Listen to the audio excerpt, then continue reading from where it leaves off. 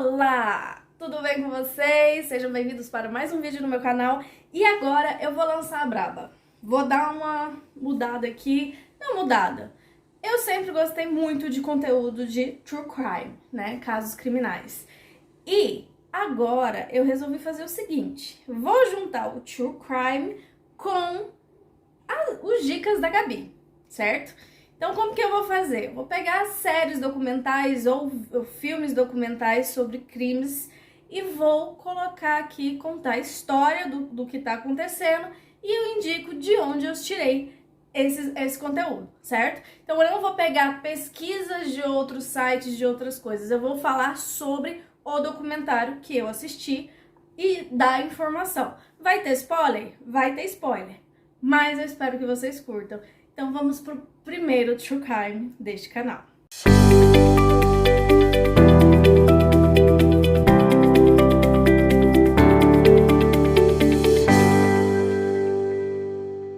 Eu resolvi começar com essa história porque foi a história que me chocou. E acredite, para me chocar precisa de ser uma coisa bem... que eu fiquei impressionada com a maldade humana. Esse tal de Franklin Floyd é um verdadeiro monstro. Ele tem 79 anos atualmente e está no corredor da morte. Mas vamos para a história. Esse documentário conta a história de Suzanne Sevasky. Acredite, é uma história absurda e eu vou te contar. Cuidado que contém spoilers. A mãe de Suzanne tinha um certo problema em criar os seus 3 filhos. Acontece que em um momento de fraqueza, ela estava separada do marido, que era um militar e acabou tendo dificuldades na hora da volta da guerra, se terminaram o relacionamento e ela se viu com problemas psicológicos porque aconteceu um furacão e destruiu a casa dela e ela se sentiu incapaz de cuidar de seus filhos. Porém, num dia que ela estava na igreja chorando por conta disso, aparece Frank Floyd. E ele fala para se casarem porque ele vai ajudar essa mulher a cuidar de seus filhos.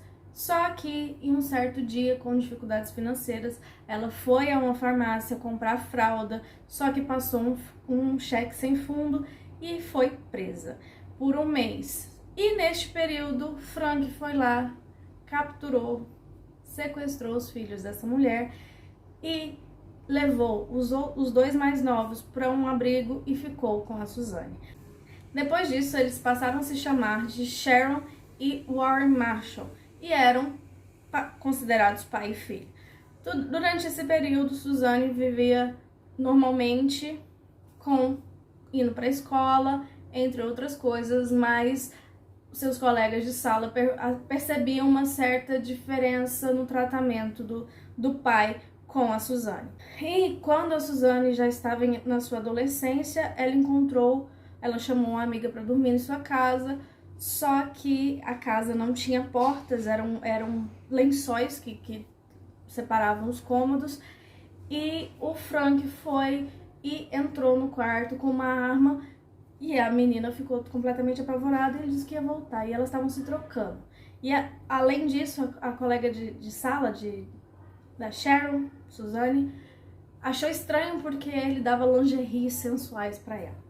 Só que no meio da noite ele entrou novamente no quarto e quando ele entrou, ele estuprou a Suzanne na frente da colega. A menina, como era adolescente, não teve coragem de denunciar, mas algum período depois, Suzanne, como era muito estudiosa, ela passou uma faculdade difícil e muito bem renomada, só que logo em seguida ela estava grávida e depois dessa gravidez eles se mudaram do lugar que eles estavam para poder fugir.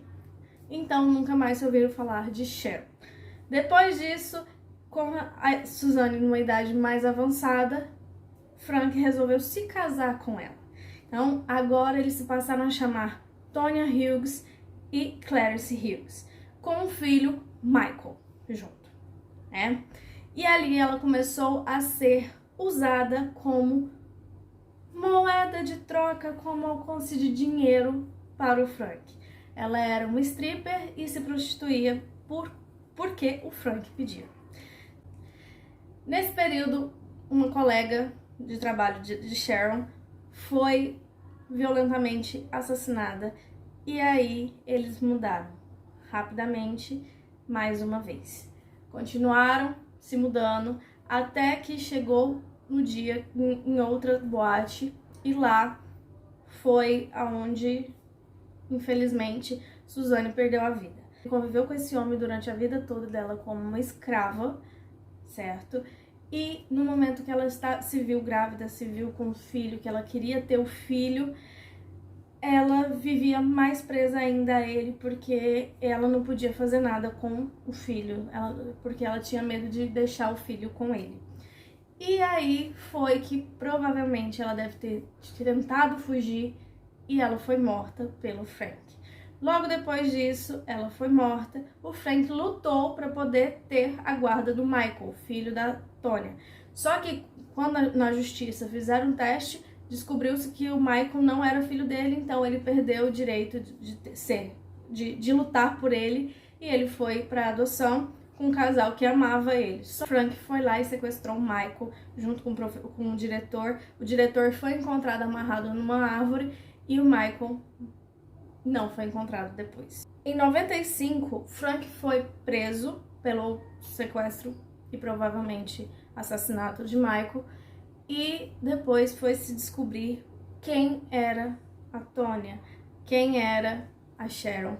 E foi-se então que descobriu que era Suzane. A Suzane foi descoberta através de uma outra filha que ela teve e entregou para adoção. Essa mulher soube que era ela e aí foi e descobriu todo o passado da Suzane. Era uma menina muito inteligente, uma menina feliz, uma menina de 20 anos que perdeu a vida por conta de um monstro que fez ela escrava desde os 5 anos, ou seja, 15 anos de horror com esse homem. Eu fiquei muito chocada com essa história. O Frank hoje ele está preso, ele encontra-se no corredor da morte com 79 anos.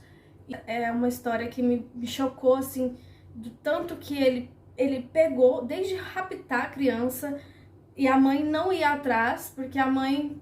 ele raptou minha criança e... O pai da criança também não ia atrás.